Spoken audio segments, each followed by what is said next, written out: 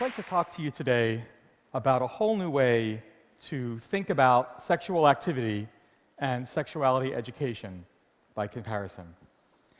If you talk to someone today in America about sexual activity, you'll find pretty soon you're not just talking about sexual activity, you're also talking about baseball. Because baseball is the dominant cultural metaphor that Americans use to think about and talk about sexual activity. And we know that because there's all this language in English that seems to be talking about baseball, but that's really talking about sexual activity.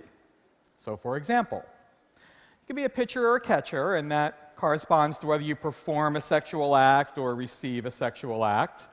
Of course, there are the bases, which refer to specific sexual activities that happen in a very specific order, ultimately resulting in us scoring a run or hitting a home run, which is usually having vaginal intercourse to the point of orgasm, at least for the guy.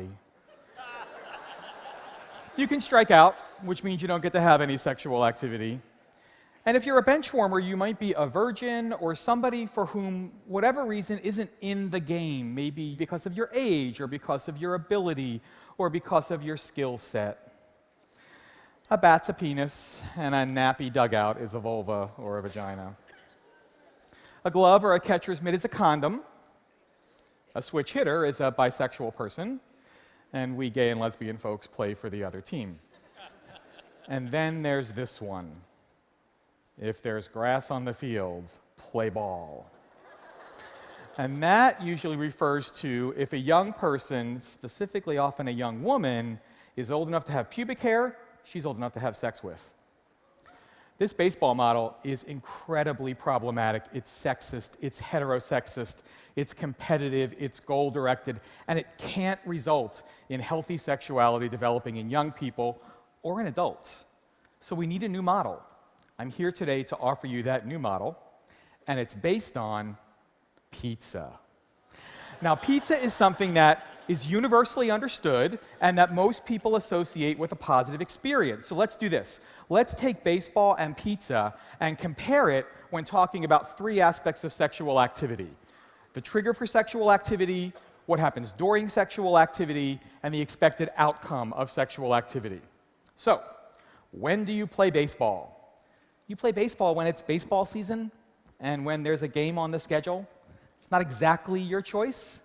So if it's prom night or a wedding night or at a party or if our parents aren't home, hey, it's just batter up. Can you imagine saying to your coach, not really feeling it today, I think I'll sit this game out. That's just not the way it happens. And when you get together to play baseball, immediately you're with two opposing teams. One playing offense, one playing defense. Somebody's trying to move deeper into the field. That's usually assigned to the boy. Somebody's trying to defend people moving into the field. That's often given to the girl. It's competitive. We're not playing with each other. We're playing against each other. And when you show up to play baseball, nobody needs to talk about what we're going to do or how this baseball game might be good for us. Everybody knows the rules. You just take your position and play the game. But when do you have pizza? Well, you have pizza when you're hungry for pizza. It starts with an internal sense, an internal desire or a need. I could go for some pizza. And because it's an internal desire, we actually have some sense of control over that. I can decide that I'm hungry, but know that it's not a great time to eat. And then when we get together with someone for pizza, we're not competing with them. We're looking for an experience that both of us will share that's satisfying for both of us. And when you get together for pizza with somebody, what's the first thing you do? You talk about it. You talk about what you want. You talk about what you like. You may even negotiate. How do you feel about pepperoni? Not so much. I'm kind of a mushroom guy myself. Well, maybe we can go half and half. And even if you've had pizza with somebody for a very long time, don't you still say things like, should we get the usual? Or maybe something a little more adventurous.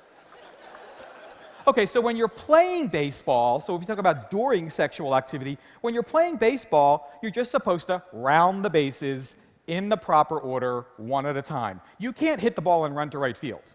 That doesn't work. And you also can't get to second base and say, I like it here. I'm going to stay here. No. And also, of course, with baseball, there's like the specific equipment and a specific skill set. Not everybody can play baseball. It's pretty exclusive. Okay, but what about pizza? When we're trying to figure out what's good for pizza, isn't it all about what's our pleasure? There are a million different kinds of pizza. There's a million different toppings. There's a million different ways to eat pizza. And none of them are wrong. They're different.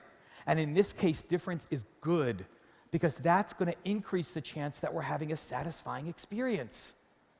And lastly, what's the expected outcome of baseball? Well, in baseball, you play to win. You score as many runs as you can. There's always a winner in baseball, and that means there's always a loser in baseball. But what about pizza? Well, in pizza, we're not really, there's no winning. How do you win pizza? You don't. But you do look for, are we satisfied? And sometimes that can be different amounts over different times or with different people or in different days. And we get to decide when we feel satisfied. If we're still hungry, we might have some more. If you eat too much, though, you just feel gross. So what if we could take this pizza model and overlay it on top of sexuality education? A lot of sexuality education that happens today is so influenced by the baseball model, and it sets up education that can't help but produce unhealthy sexuality in young people, and those young people become older people. But if we could create sexuality education that was more like pizza, we could create education that invites people to think about their own desires, to make deliberate decisions about what they want, to talk about it with their partners, and to ultimately look for not some external outcome, but for what feels satisfying. And we get to decide that. You may have noticed in the baseball and pizza comparison, under the baseball, it's all commands. They're all exclamation points. But under the pizza model, they're questions. And who gets to answer those questions? You do. I do. So remember, when we're thinking about sexuality education and sexual activity, baseball, you're out. Pizza is the way to think about healthy, satisfying sexual activity and good comprehensive sexuality education. Thank you very much for your time.